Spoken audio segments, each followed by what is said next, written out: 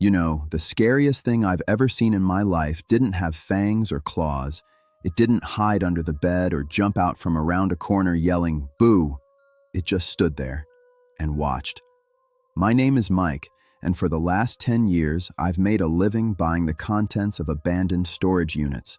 You've probably seen those shows on TV, Storage Hunters and the like. It's all fun and games. You open a door, find an antique vase, hit the jackpot. But the reality is, 99% of this business is smelly mattresses, boxes of tax returns from 2003, and tons of mouse droppings.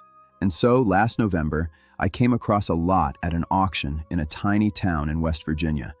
The town's name wasn't even on the map, just fog and forest. The lot was cheap, practically free. The description read, Unit 77, renter unreachable for 18 years, personal effects, junk. 18 years. Someone faithfully paid rent on a 5 by 10 foot space for almost 2 decades and then just vanished, and no one asked why. That's what hooked me.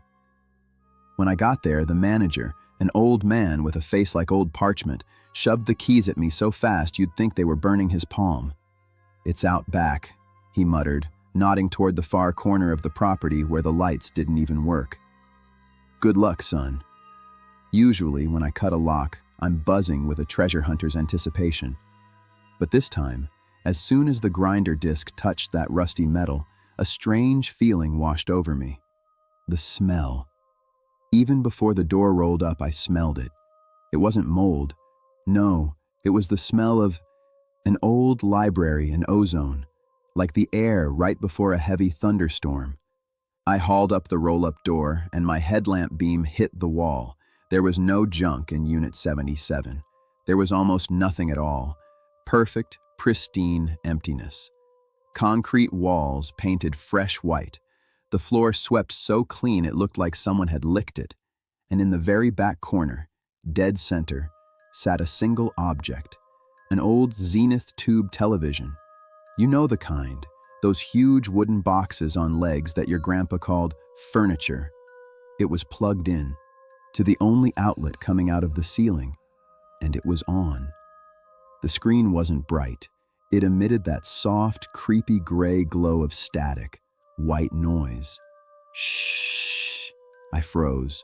I remember enough physics to know that a TV running nonstop for 18 years in an unheated, sealed garage should have either burned out or exploded.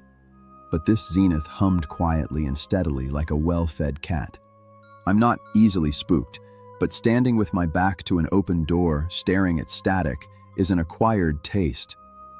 I decided to just unplug the TV and take it as a curio, but as I leaned in to find the power button, the snow on the screen changed.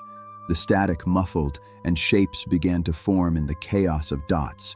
I saw a room, an armchair, a lamp, and sitting in the chair was a man. He was looking right at me.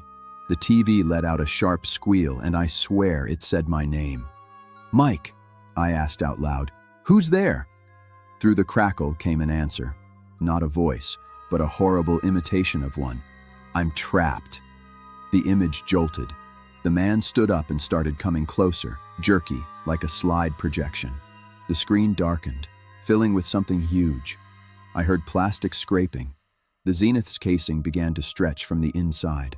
On the dusty glass, from the other side, fingerprints began to appear. I bolted for the exit, slammed the door shut, and leaned against it, breathing heavily. Silence. Absolute, ringing silence. I sat there for 5 minutes, catching my breath, and then I heard it. A knock. Sparse, then insistent. Someone was knocking from inside Unit 77 with their knuckles, right by my ear from the other side. I scrambled up and ran. The whole drive home, I watched the rearview mirror. The next day, I called the manager. "Unit 77, the old man croaked. "We already relisted it." "What? I bought it." "Son," his voice turned ice cold, "you didn't buy it. You only looked at it. We checked the cameras. You stood in front of the closed door for 5 minutes, staring into space, and then you ran. You never even opened the door." I wanted to argue, but he'd already hung up. I know what I saw. I know what I heard.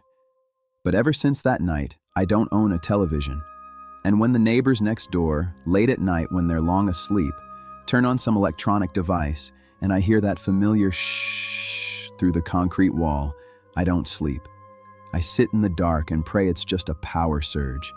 Because every time the lights go out, I can't shake the feeling that someone is watching me from the black rectangle of my powered-off computer monitor and waiting. Maybe I shouldn't have knocked back.